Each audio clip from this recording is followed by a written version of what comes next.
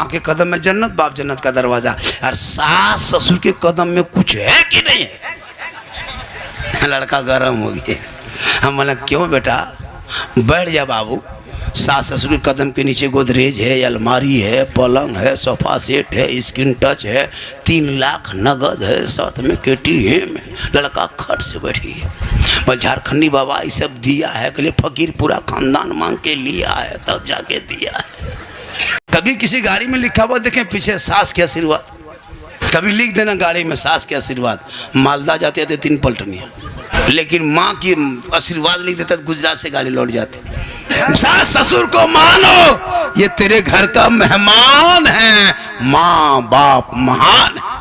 हो गया लाल, एक ही रात में 3 बार उठा, इतने बिस्तर भीगा, पारा गरम। अरे बेटे तेरे माँ ने 3 साल तक तुम पेशाब करता रहा, तेरी माँ बिस्तर में सोती रही, पेशाब की वो जगह पे तेरी माँ सो के सुबह बिताती। बेटा जब पूरा बिस्तर भिगा देता ना, तेरी माँ तुमको सीने में सुला के सुबह किया था, लेकिन कभी उफ ना किया था। सुन ले मेरे बेटे, कयामत तक कोई बेटा चाहेगा माँ बाप का हक अदा कर देंगे, वो एक रात का हक अदा नहीं कर सकते। माँ के आशीर्वाद देखें कि नहीं?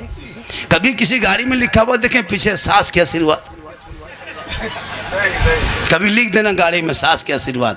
मालदा जाते थे 3 पलटनियाँ, लेकिन माँ की आशीर्वाद लिख देता तो गुजरात से गाड़ी लौट जाती।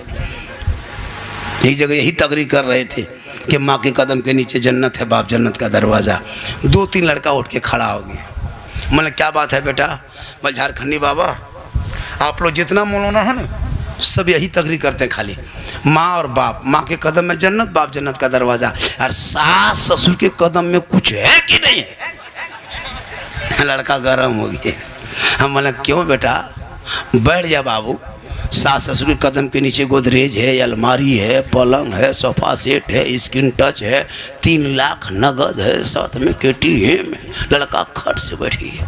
बोल झारखंडी बाबा ये सब दिया है, कहले फकीर पूरा खानदान मांग के लिया है तब जाके दिया है।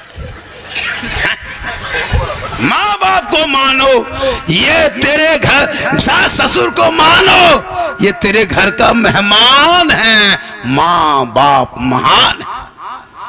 एक आदमी पढ़ के आया, अपनी माँ को कहा ए माँ आपने मुझको पढ़ाया लिखाया, हम जवान हो गए, हम चाहते हैं कि आपके हक अदा कर दें।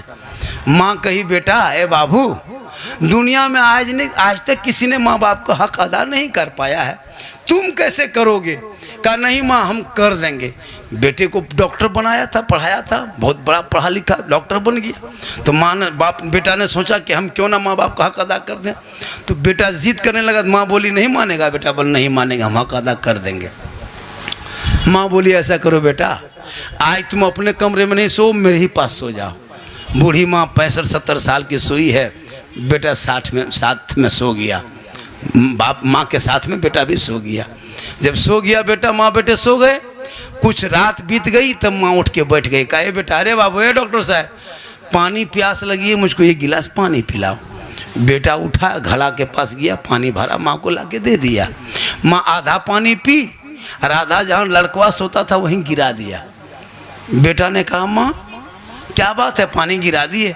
कहा बेटा हाथ का बैलेंस से गड़बड़ा गया, बुढ़ापा का आलम है, हाथ कांप गया, पानी गिर गया। क्या करें बेटा, सो जाओ इसी बगल में।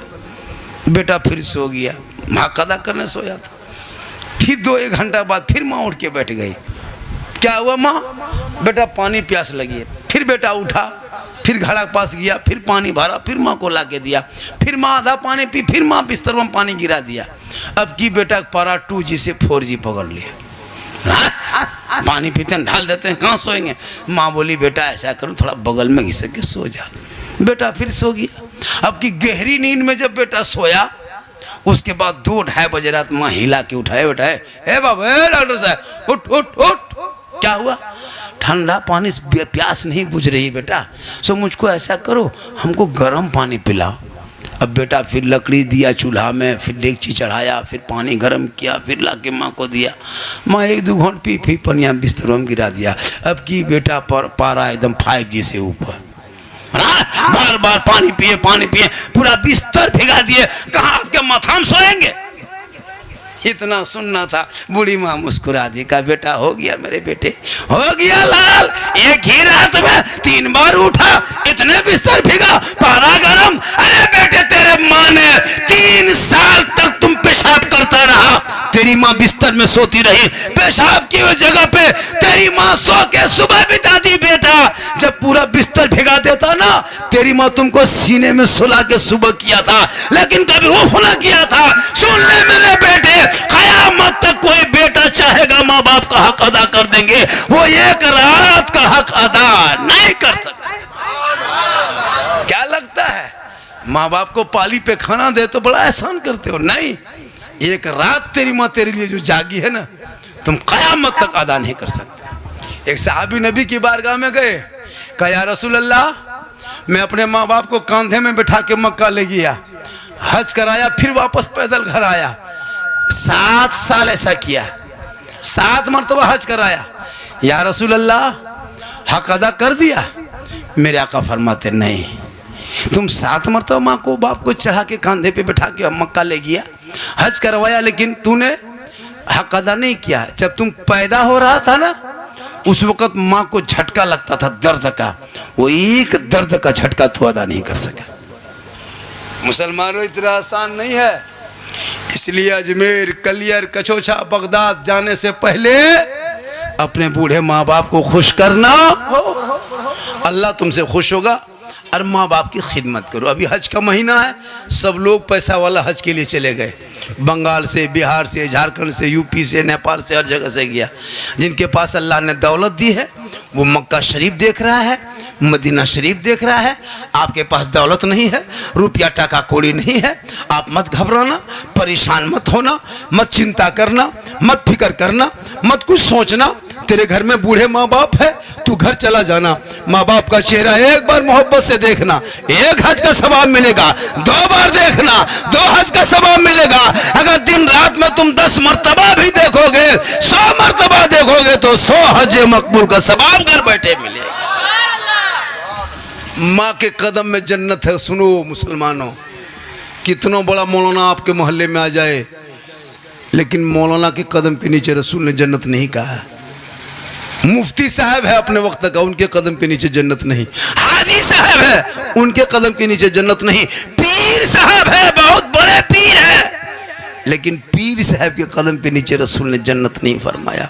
आका जनाब मोहम्मद रसूलुल्लाह फरमाते, माँ तेरी है, बूढ़ी है, बीमार है, कमजोर है, तू मौलाना बन, मुफ्ती बन, हाजी बन, पीर बन, नमाजी बन, गाजी बन, मंत्री बन, संतरी बन, कुछ भी बन जा, लेकिन तेरे लिए तेरे माँ के कदमों के नीचे जन्नत है, बाप जन्नत का दरवाजा। अभी चंदा कर रहे थे इमाम हजरत, आप 500 टका दिए, 5000 दे दिए, 10,000 दे दिए, 50,000 दे दिए, और अगर आपके माँ बाप नाराज आपसे हैं तो 1 करोड़ मस्जिद में दे दो, ना अल्लाह राजी होगा ना अल्लाह वाला राजी होगा। माँ बाप की रजा में रब की रजा है। आजकल लड़कों को शादी दे दो, ब्याह दे दो, जहां घर में बहू आ गई, कसम खुदा की वो बहू नहीं, लगता है पीर घुस गई। बहू क्या रहेगी, जादूगरनी है। हम लोग फूंकते फूंकते थक गए, आज तक किसी को सही रास्ते में खड़ा नहीं कर सके। लेकिन अभी के दौर की बहू अपने शोहर के कान में एक दिन फूंकती है, 4 साल असर रहता है। पता नहीं वो क्या जो कह के फूंकती है। जिस माँ के कदम के नीचे जन्नत है, बहू के एक फूंक में बेटा जन्नत से दूर। अब वही बेटा हम लोग के पास आता है, झारखंडी बाबा, मतलब क्या बात है बेटा, बोल मेरा घरवा गड़बड़ा गया है। हम क्या करें बेटा, बोल चलिए थोड़ा मेरा घरवा देख लीजिएगा हजरत। हम बोले बेटा हम राजमिस्त्री नहीं, तुम्हारा घर देखेंगे, हम मौलाना घर देख के क्या करेंगे। बोल हजरत कम से कम घरवा ख़राब हो गया तो कुछ कर देते। हम बोले घर ख़राब हो गया तो रंग पचड़ा करवाओ, हम क्या कर देंगे। बोल नहीं झारखंडी बाबा, कम से कम हमारे घर में बैठ के 1 बोतल पानी पढ़ देते। हम बोले देख रहे बेटा, हम 2020 के लॉकडाउन के बाद हम पानी बोतल में पढ़ना छोड़ दिए बेटा, अब हम पूरा चपाकले पढ़ दे रहे हैं। 1 बोतल पानी में क्या होगा बेटा, पूरा खानदान पे नमाजी गोदाम है, तो 1 घोंट पानी में क्या होगा, पूरा चपाकले पढ़ देते हैं, उसी को चलाते रहो, नहाते रहो, पीते रहो, वहीं पड़े रहो। नमाज तो पढ़ना नहीं, खाली पड़ा हुआ पानी पियो। कहाँ दुआ है, कहाँ तावीज़ है, कहाँ फूंक है, कहाँ झाड़ है, कहाँ कुछ है। माँ बहनों को नमाज पढ़ने कहिए कि चाची नमाज क्यों नहीं पढ़ते हैं दादी। बल कहा करे मौलाना साहब मेरा माथा नहीं छोड़ता है, अरे लोगों को कह दो कि फलना जगह मजार का मेला लगा हुआ है, उर्स का मेला लगा हुआ है, टोटो टेम्पू धक्केलो मारते चलते चल पहुंचे जाएगी, लेकिन नमाज पढ़ने कहिएगा नहीं। लेकिन मेरी माँ बन सुन, फातिमा जहरा नबी की बेटी है ना, हसन हुसैन की माँ है, अली की बीवी है, वो मौला अली की बीवी फातिमा जहरा घर के अंदर रहती, कभी घर के चौखट से कदम बाहर ना निकाली। अली बाहर होते, फातिमा अंदर होती, अली तजारत में, बीवी फातिमा इबादत में, अली बाहर में रहते, फातिमा अंदर होती। जब तक हजरत अली घर में नहीं आ जाते फातिमा तब तक खाना नहीं खाती। रोटी बना के टोकरी में ढक के कपड़ा से रख करके भी फातिमा नमाज इशा पढ़ के उसी मुसल्ले में बैठ करके कुरान पढ़ती थी। जब तक अली शोहर ना आ जाते फातिमा खाना नहीं खाती। अली आते पहले सलाम करती, फिर कलाम करती, फिर साथ में बैठ के खाना खाते। झोपड़ी गरीब की होती, जन्नत का नमूना दिखाई देता। आज हमारी बहू बेटियां शोहर के बात मानेगी? आपको क्या